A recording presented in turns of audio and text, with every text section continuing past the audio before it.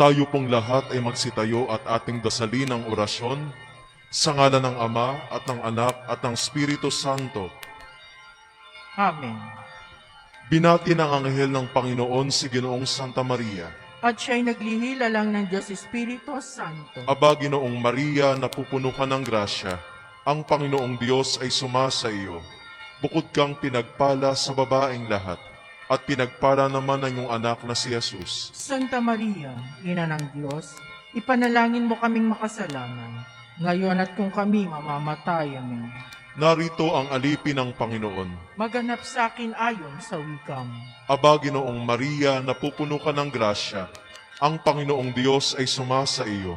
Bukod kang pinagpala sa babaeng lahat, at pinagpala naman ang iyong anak na si Jesus. Santa Maria, Ina ng Diyos, ipanalangin mo kaming makasalanan, ngayon at kung kami mamamatay. Amen.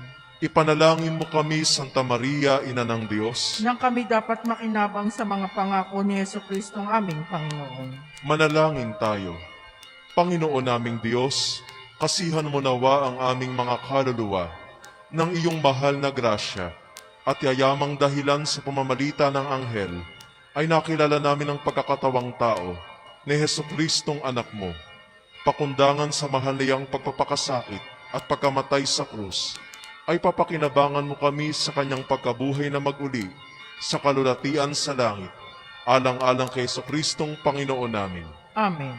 Luwalhati sa Ama at sa Anak at sa Espiritu Santo. Kapara na sa unang-una ngayon at magpakailanman, magpasawalang hanggan.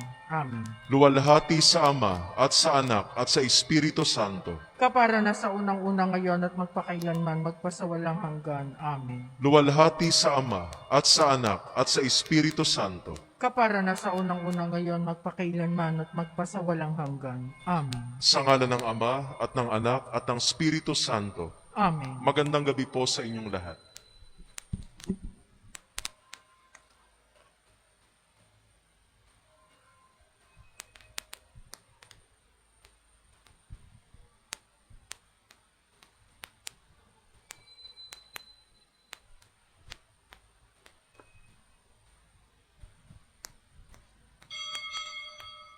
Muli, magandang gabi po sa ating lahat. Ang ating pong tagapagdiwang sa misang ito ay si Reverendo Padre Francis Roy Madarang. Magsitayo po ang lahat.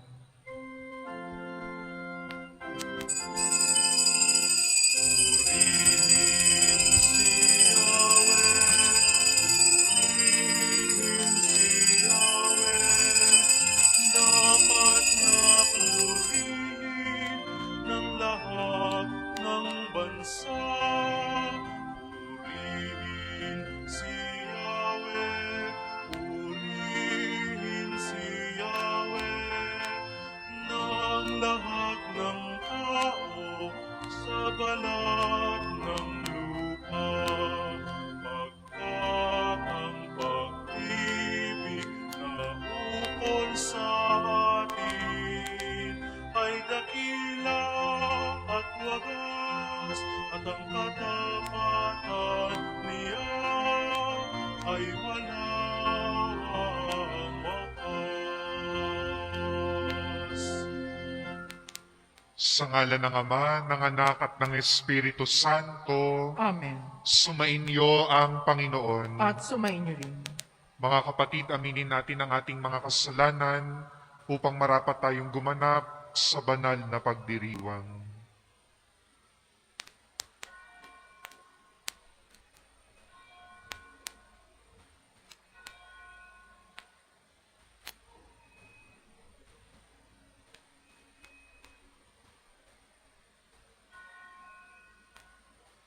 Inaamin ko Sa makapangyarihang Diyos at sa inyo mga kapatid, na lubha akong nagkasala sa isip, sa salita, sa gawa, at sa aking pagkukulang. Kaya sinasamo ko sa mahal na Birheng Maria, sa lahat ng mga anghel at mga banal, at sa inyo mga kapatid, na ako'y panalangin sa Panginoong ating Diyos. Kaawaan tayo ng makapangyarihang Diyos, patawarin tayo sa ating mga kasalanan, at patnubayan tayo sa buhay na walang hanggan. Amen.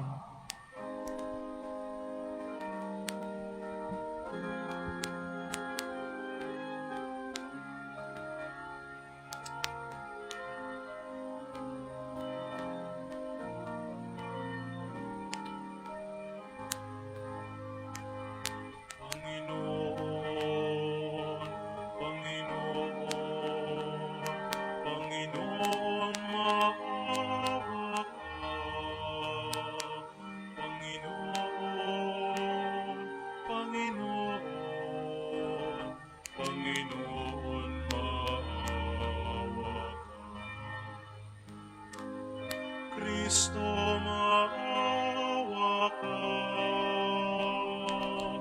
Kristo, maawa ka.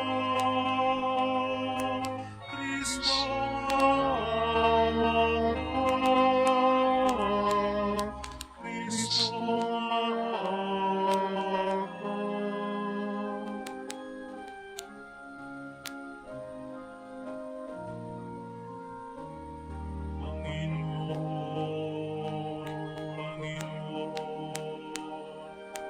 Panginoon, maawa ka.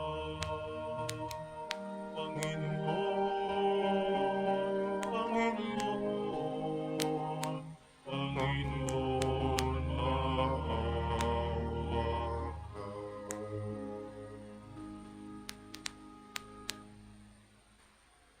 Manalangin tayo.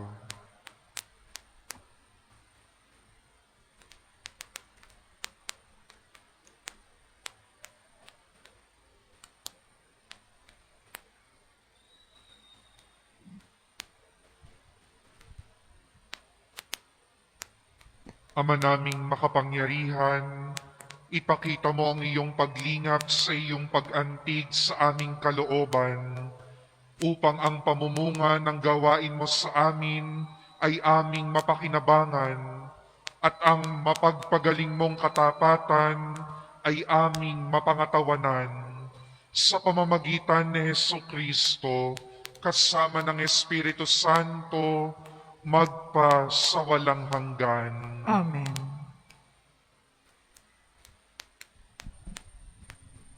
Pagbasa mula sa aklat ni Propeta Daniel.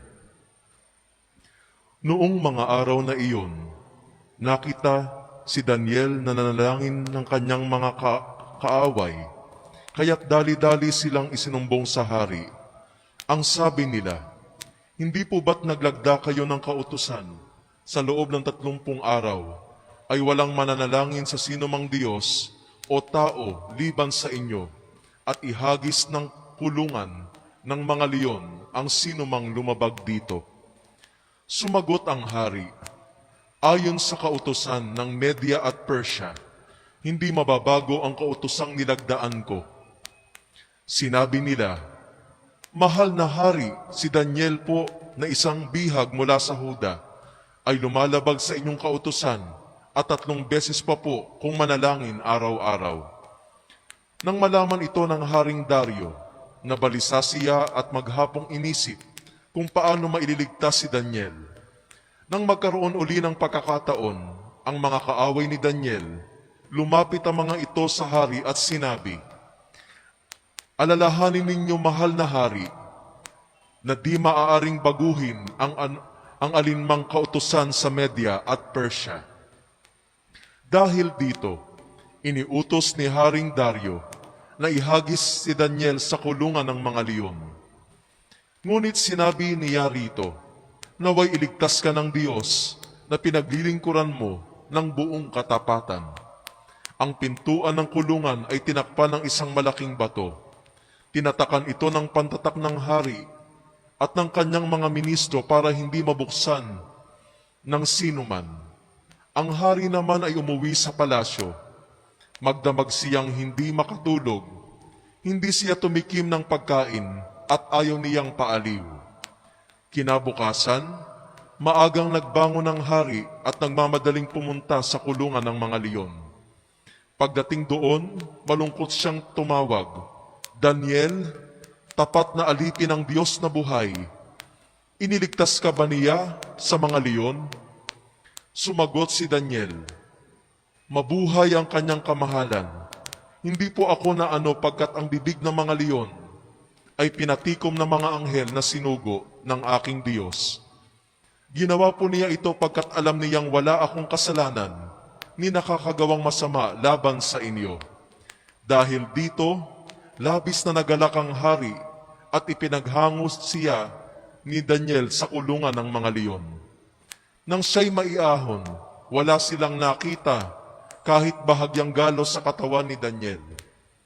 Ang lahat ng may kinalaman sa pagkahagis kay Daniel sa kulungan ng mga leon ay pinahagis doon ng hari pati ang kanilang sambahayan. Hindi pa sila halos sumayad sa kulungan, ay nilipa na sila ng mga leon. Pagdating sa palasyo, sinulatan ni Haring Dario ang lahat ng lahi, wika at bayang kanyang nasasakupan. Anang sulat, sa lahat ng kinauukulan, inuutos ko sa lahat kong nasasakupan na matakot at gumalang sa Diyos ni Daniel. Siya ang Diyos na buhay at maghahari magpakailanman. Hindi mawawasak ang kanyang kaharian at mananatili habang panahon ang kanyang kapangyarihan. Siya'y nagliligtas. Gumagawa siya ng mga kababalaghan sa langit at sa lupa. Iniligtas niya si Daniel sa mga leon. Ang salita ng Diyos. Salamat sa Diyos. Dakilat papurihan ang puon magpakailanman. Dakilat papurihan ang puon magpakailanman. Purihin ninyo ang Panginoon, mga hamog at ulan. Awitan siya ng papuri at dakilain magpakailanman. Dakilait papurihan ang puon magpakailanman. Purihin ninyo ang Panginoon, graniso at ginaw. Awitan siya ng papuri at dakilain magpakailanman. Dakilat papurihan ang puon magpakailanman. Purihin ninyo ang Panginoon, yelo at niebe. Awitan siya ng papuri at dakilain magpakailanman. Dakilait papurihan ang puon magpakailanman. Purihin ninyo ang Panginoon, mga araw at mga gabi. Awitan siya ng papuri at dakilain magpakailanman. Dakilait papurihan ang puon magpakailanman. Purihin ninyo ang Panginoon, liwanag at kadiliman. Awitan siya ng papuri at dakilain magpakailanman. Dakilait papurihan ang puon magpakailanman. Purihin ninyo ang Panginoon, mga kidlat at mga ulap. Awitan siya ng papuri at dakilain magpakailanman. Dakilait papurihan ang puon magpakailanman. O lupa, dakilain mo ang Panginoon. Awitan siya ng papuri at dakilain magpakailanman. Dakilait papurihan ang puon magpakailanman.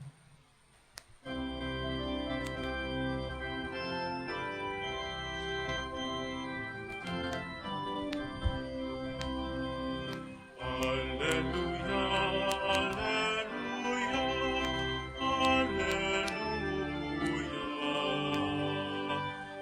Alleluia, alleluia, alleluia.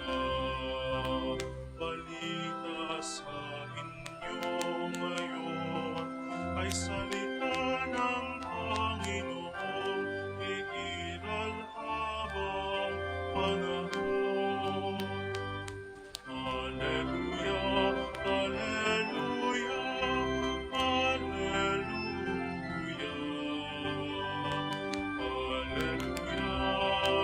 alleluia, alleluia.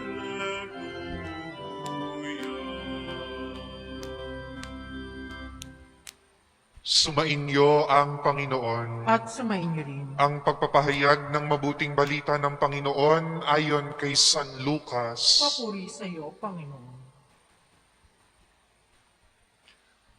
Noong panahong iyon, sinabi ni Jesus sa kanyang mga alagad, kapag nakita ninyong kubkob na ng mga hukbo ang Jerusalem, talastasin ninyong malapit na ang pagkawasak nito.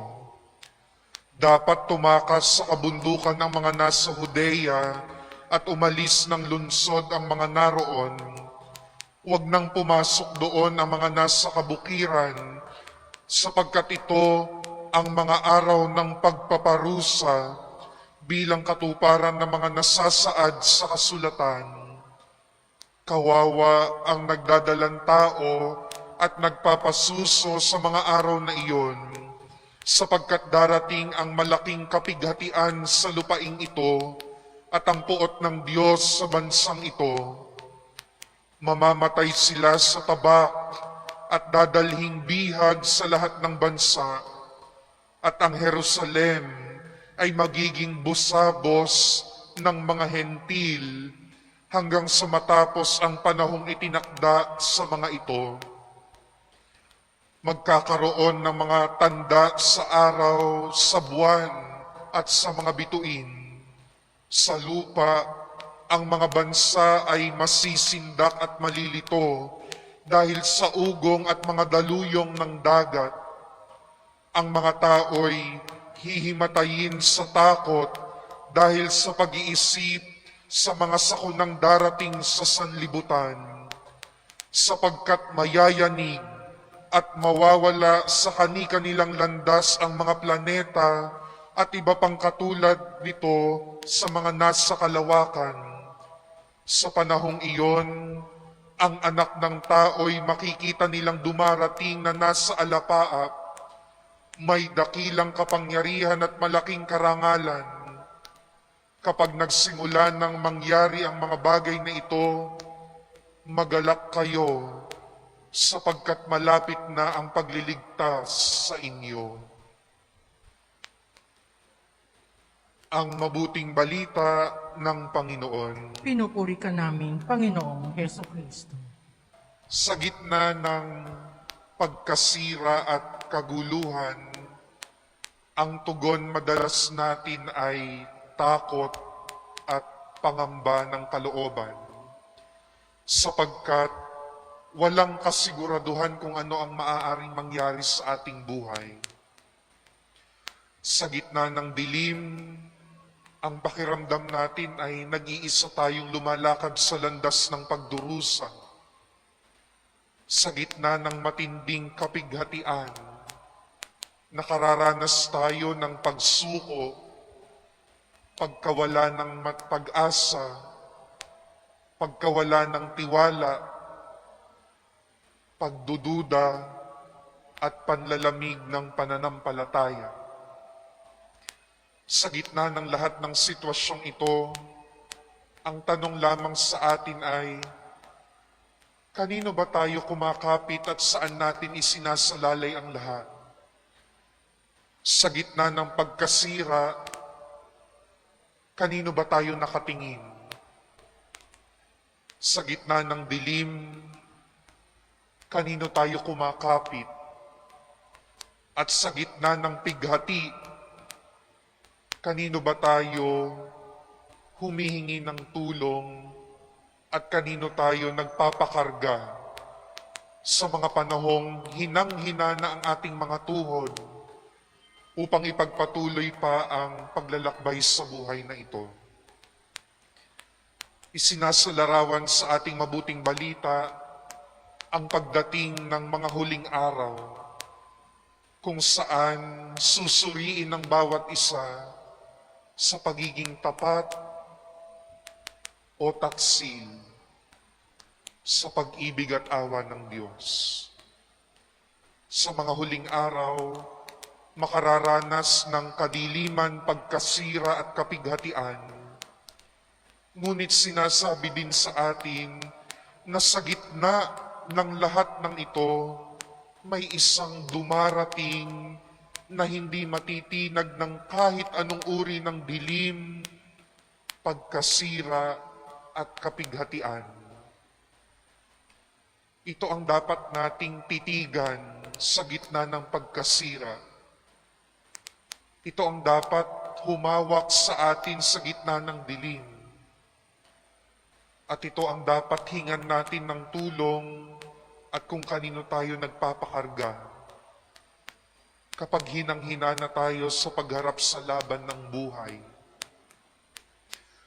Mga kapatid, may takot tayo sa katapusan dahil hindi tayo kay Jesus nakatitig, nakakapit, at humihingi ng tulong at nagpapakarga. Habang umuusad tayo sa buhay, nababaling ang ating pagtingin sa maraming bagay. Kumakapit tayo sa mga hindi matatag na sandigan. Humihingi tayo ng tulong sa mga hindi mapagkakatiwalaan at ginagawa nating sandigan ng sarili nating lakas at marami pang bagay maliban kay Jesus. Ito ang dahilan kung bakit sa gitna ng pagkasira, kadiliman at kapighatian, wala tayong ibang nakikita kundi ang kapangitan. Ngunit kung hahayaan lamang natin si Jesus ang mangunas sa lahat ng ito, masisilayan natin ang kagandahan at ang liwanag. Mga kapatid, sa pagpapatuloy ng ating pagdiriwang, ito yung ating panalangin. Marami tayong kinakaharap na dilim, pagkasira at kapighatian sa buhay. Isa lang ang paanyaya sa atin. Kanino ba tayo nakatingin? Kanino ba tayo kumakapit? Kanino tayo humihingi ng tulong? Kanino tayo nagpapakarga kapag hindi na natin kayang magpatuloy sa buhay? Sana ang sagot natin sa Jesus. Dahil kung ang sagot natin sa Jesus, kahit nasa kadiliman tayo, makakapagpatuloy tayo sa laban ng buhay. Kahit may kapighatian, may lakas tayong magpapatuloy sa buhay. At kahit puro pangit na ang nangyayari sa paligid, makasusumpong tayo ng kagandahan, ng liwanag at dahilan para magpatuloy magtiwala kay Jesus sa ating buong buhay, sa ating buong pagkatao. Amen.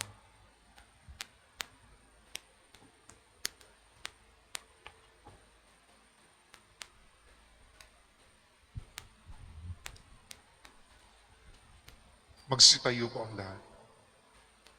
Habang natitipon tayo upang ipagdiwang ang misteryo ng ating kaligtasan, bumaling tayo sa Diyos Ama ng may pananalig at hingin ang kanyang awa. Ang ating itutugon, Panginoon, dinggin mo ang aming panalangin. Panginoon, dinggin mo ang aming panalangin. Ang bayan ng Diyos naway maakit sa pananalangin at pagsisisi habang umaasa sila sa pagdating ng kaharian ng Diyos. Manalangin tayo sa Panginoon. Panginoon, dinggin mo ang aming panalangin. Ang mga namumuno sa ating lipunan, naway makita ang kamay ng Diyos na gumagalaw sa mga pangyayari ng ating buhay. Manalangin tayo sa Panginoon. Panginoon, dinggin mo ang aming panalangin. Tayo naway tumingin sa kinabukasan ng may pag-asa at lakas ng loob. Manalangin tayo sa Panginoon. Panginoon, dinggin mo ang aming panalangin. Ang mga may sakit naway mamuhay sa kasiguruhan at pag-asa sa pamamagitan ng mga panalangin at pag-aalay ng kanilang mga kapamilya at kaibigan. Manalangin tayo sa Panginoon. Panginoon, dinggin mo ang aming panalangin. Sa mga namayapa na, ipagkaloob nawa ng anak ng tao ang kaligtasan. Manalangin tayo sa Panginoon. Panginoon, dinggin mo ang aming panalangin. Sa katahimikan, ilapit natin sa Diyos ang iba pa nating pangangailangan.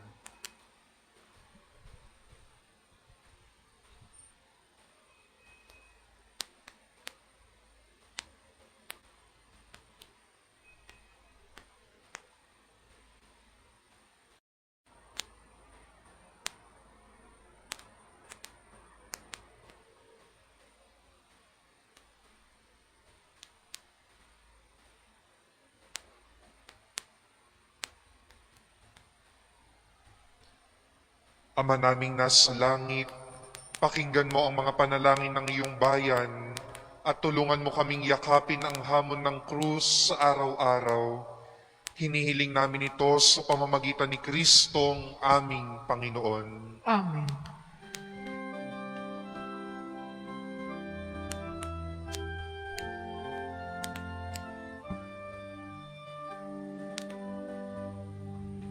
Panginoon, ito ang alay sa iyo.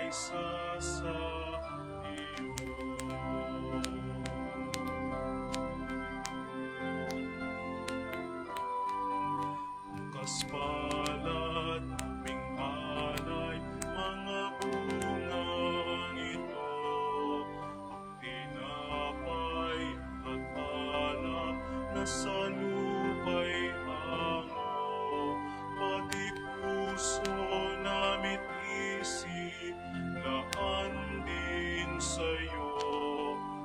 Magbagot king ilaw, gabay dulad mo. Panginoon, Panginoon, sapat na ito. Manulat sa iyong pusong yakap ang buong mundo.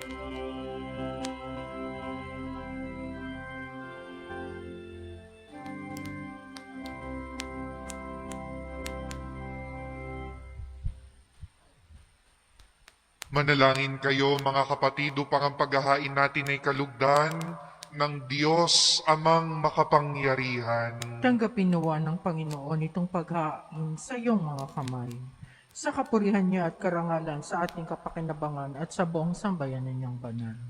Ama naming lumikha, tanggapin mo ang mga banal na alay na iyong ipinag-utos na aming italaga sa pagsamba sa iyong ngalan at upang kami pagindapating paunlakan ng iyong tapat na pagmamahal, gawin mong ang iyong mga utos ay sundin namin kailanman sa pamamagitan ni Jesucristo kasama ng Espiritu Santo magpa sa walang hanggan. Amen.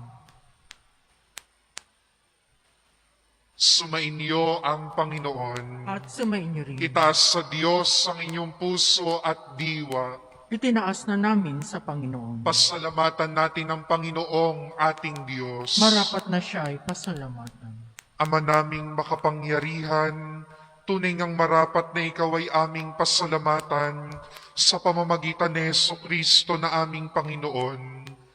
Utang na loob ang nagbubunsod upang gunitain ang kamatayan niya para kami buhayin. Pagtitiwala ang sanhi ng ligayang di malilimot sa pagkabuhay niyang sa aming kaloob. Pag-asa ang dahilan ng pagiging handa para sa pagbabalik niyang totoong dakila. Kaya kaisa ng mga anghel na nagsisiawit ng papuri sa iyo nang walang humpay sa kalangitan, kami nagbubunyi sa iyong kadakilaan. Santo, Santo, Santo ang Panginoong Diyos ng mga hukbo. Napupuno ang langit at lupa ng kadakilaan mo. Hosana sa kaitaasan. Pinagpala ang naparirito sa ngalan ng Panginoon. Hosana sa kaitaasan.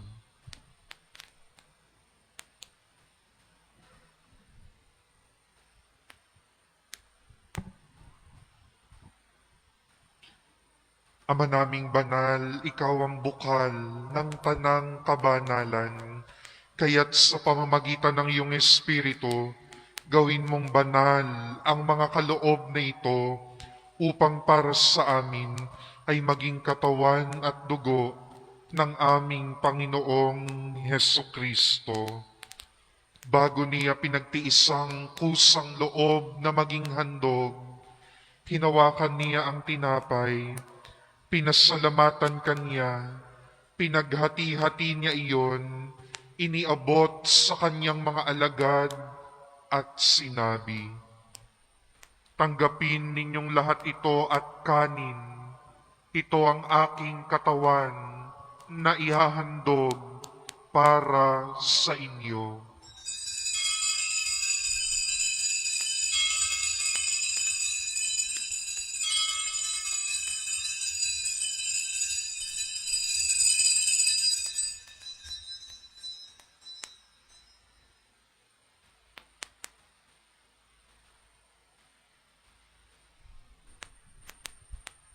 Gayon din naman noong matapos ang hapunan, hinawakan niya ang kalis. Muli kaniyang pinasalamatan. Iniabot niya ang kalis sa kanyang mga alagad at sinabi, "Tanggapin ninyong lahat ito at inumin. Ito ang kalis ng aking dugo, ng bago at walang hanggang tipan, ang aking dugo na ibubuhos para sa inyo at para sa lahat sa ikapagpapatawad ng mga kasalanan. Gawin ninyo ito sa pag-alala sa akin.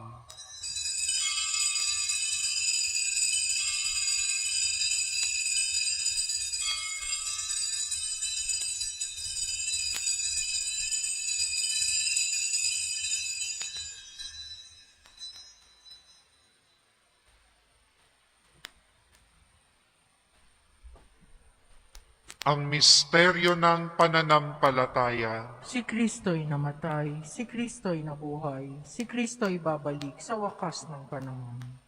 Ama, ginagawa namin ngayon ang pag-alala sa pagkamatay at muling pagkabuhay ng iyong anak, kaya't iniaalay namin sa iyo ang tinapay na nagbibigay buhay at ang kalis na nagkakaloob ng kaligtasan. Kami nagpapasalamat dahil kami iyong minarapat na tumayo sa harap mo para maglingkod sa iyo. Isinasamo namin kaming magsasalo-salo sa katawan at dugo ni Kristo ay mabuklod sa pagkakaisa sa pamamagitan ng Espiritu Santo. Ama, lingapin mo ang iyong simbahang laganap sa buong daigdig. Puspusin mo kami sa pag-ibig kaysa ni Francis naming Santo Papa at ni Francisco na aming obispo.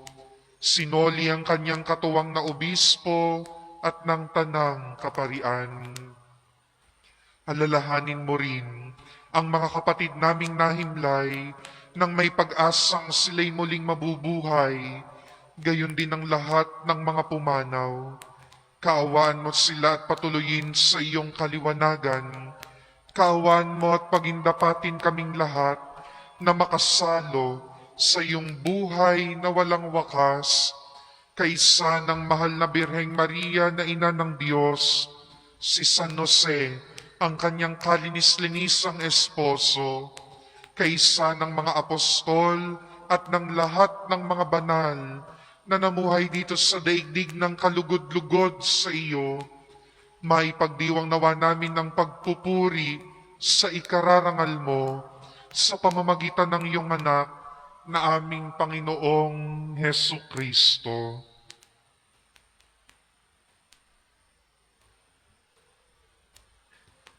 Sa pamamagitan ni Kristo, kasama niya at sa Kanya, ang lahat ng parangal at papuri ay sa iyo, Diyos amang makapangyarihan, kasama ng Espiritu Santo, magpa sa walang hanggan.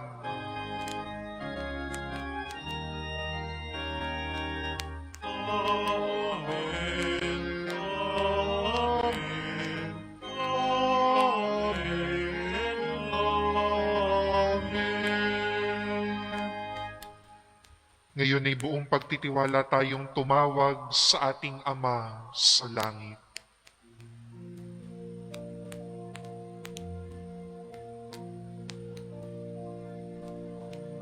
Ama namin sumasalangit ka, sambahin ang ngalan mo, mapasa amin ang kaharian mo, sundin ang loob mo.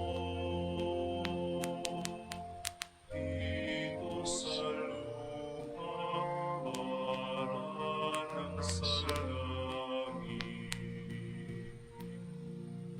Bigyan mo kami ngayon ng aming kakanin sa araw-araw at patawarin mo kami sa aming mga sala para ng pagpapatawad namin sa nagkakasala sa amin, at huwag mo kaming ipahintulot sa tukso, at iadya mo kami sa lahat ng masama.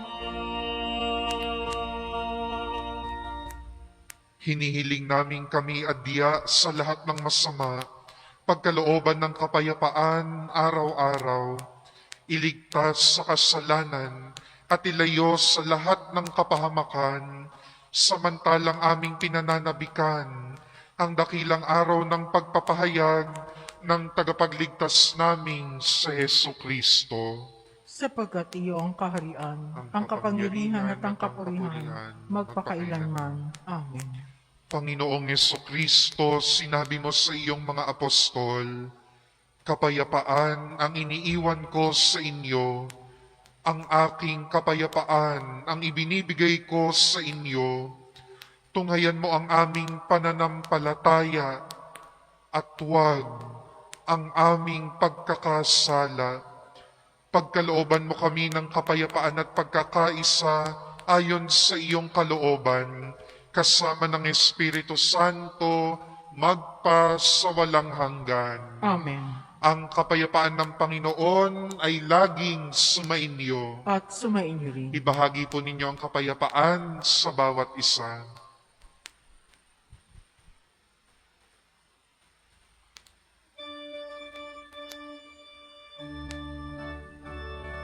Kordero ng Diyos na nag-aalis ng mga kasalanan ng sanlibutan, maawa ka sa amin.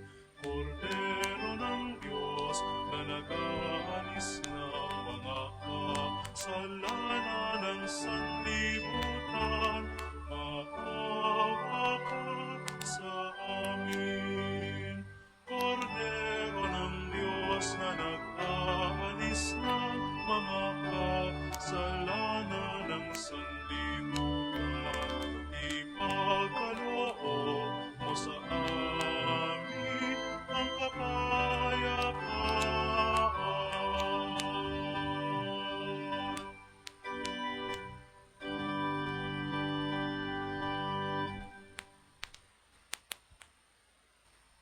Ito ang kordero ng Diyos. Ito ang nag-aalis ng kasalanan ng sanlibutan.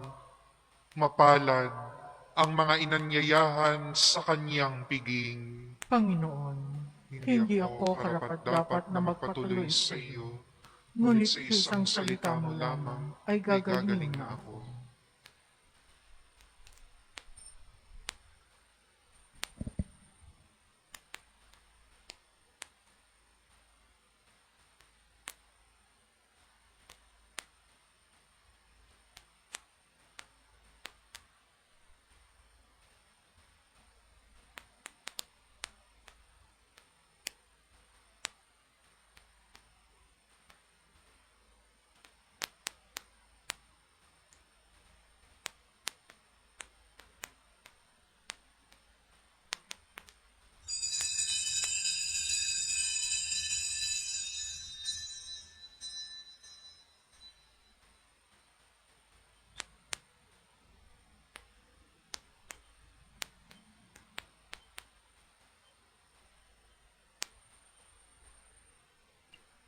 Ang katawan ni Kristo. Amen.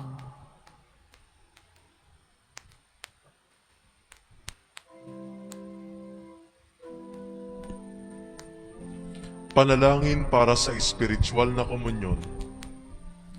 Sa iyong mga paanan, O Jesus, ako'y nagpapatira pa, at aking inihahandog sa iyo ang aking pagsisisi, na iyahayag ng aking puso, na ibinaba ng karalita at kawalan, at kabanalang iyong taglay.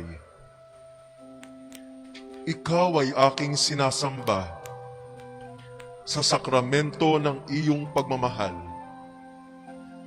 Aking hinahangad na ikaw ay patuloyin sa aking nagdaralitang kalooban na ilalaan ko sa iyo. Habang aking hinihintay ang kaligayahang dulot ng pakikinabang sa iyong katawan, aking hinihiling na ikaw ay tumuloy sa akin. Halina, Panginoong Hesus, manahan ka sa akin, na walang ibang hinahangad, kundi ang makapiling ka. Yakapin nawa ng iyong dalisay na pagmamahal ang aking buong pagkatao, at ako'y samahan sa buhay na ito hanggang sa yugto ng aking pagpanaw. Sa iyo ako'y naniniwala, sa iyo ako'y umaasa, at sa iyo ako'y nagmamahal. Amen. Anis Angelicus, fit anis Dominum,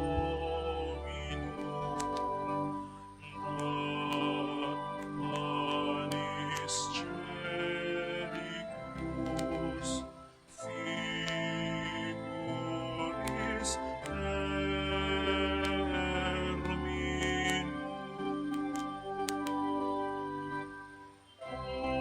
Ores mirabilis, manduca Dominum, auger servus ecumilis.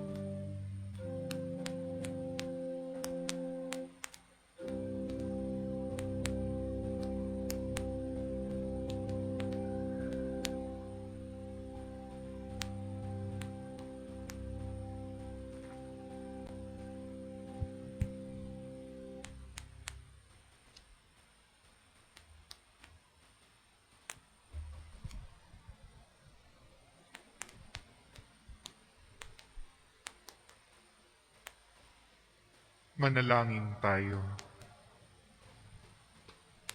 Ama naming mapagmahal, kaming pinagkakalooban mo ng pagsasalo sa iyong kagalakan ay lagi nawang lumingon sa pinanggalingan nitong banal na pakikinabang upang kami wag mawalay sa iyo na aming hantungan sa pamamagitan ni Jesucristo kasama ng Espiritu Santo magpa sa walang hanggan. Amen. Panalangin para sa mga yumao nating mahal sa buhay. Ama namin at makapangyarihang Diyos, naniniwala kaming ang iyong anak na si Jesus ay namatay at muling nabuhay. Ipinagdarasal namin ang mga pumanaw naming mahal sa buhay. Bigyan mo ng katuparan sa kanila ang pananampalataya at pag-asa sa iyo, at dalhin mo silang maluwalhati sa langit ng tahanan upang maging maligayang kasama mo magpakailanman. Amen. Pagkalooban mo sila ng kapayapaang walang hanggan, Silayan mo sila ng liwanag na walang katapusan. mapanatag sila sa kapayapaan. Amen.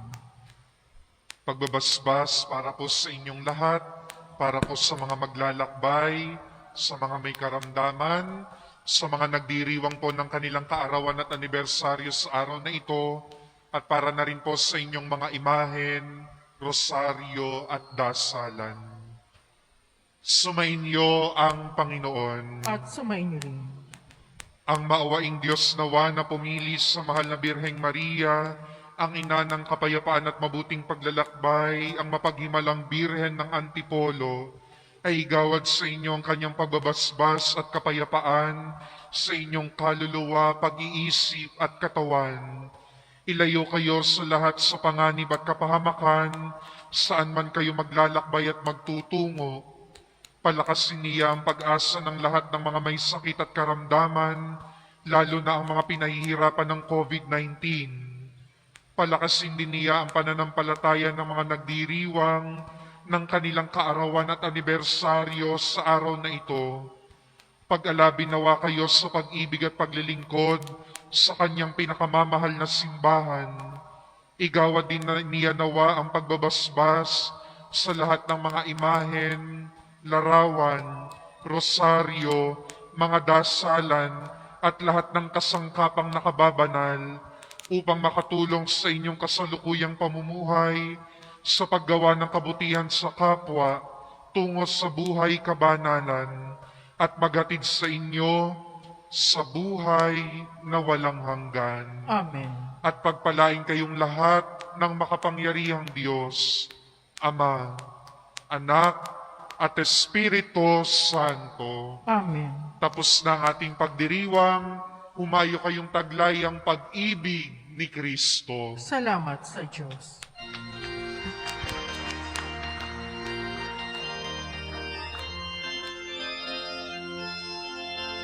Iyadyabit ng marangal, mga pulong iyong tahanan, yamang pagsunod sa utos ng Diyos na mahal. Ave, salve, sa mga pagmalang, Birhen sa